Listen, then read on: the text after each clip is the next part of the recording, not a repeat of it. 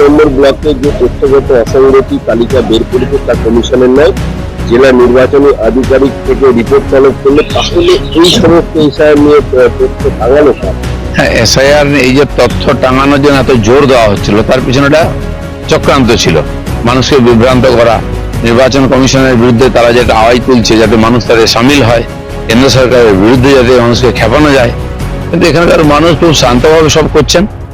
আর অসঙ্গতি নয়, হয়তো এআইর মাধ্যমে করতে গিয়ে কিছু নাম এসে গেছে, একার আকার ইকার ছোটখাটো ভুল এসে গেছে, যন্ত্র তো আর এত বোঝে না, সেখানে অনেক বেশি নাম এসে গেছে। কিন্তু বয়স্কদের বাড়িতে লোক পাঠিয়ে ভেরিফিকেশন হচ্ছে, একবার গিয়ে দেখা করলেই হয়ে যাচ্ছে, সেটাকে ইস্যু বানিয়ে পুরো ব্যাপারটাকে ভেসে দেওয়ার চক্রান্ত, তারই একটা ভাগ এখানে সরকারিভাবে পশ্চিমবঙ্গ সরকারের লোকেরাই এই ধরনের ভুলভাল লিস্ট তৈরি করে মানুষকে বিভ্রান্ত করছে।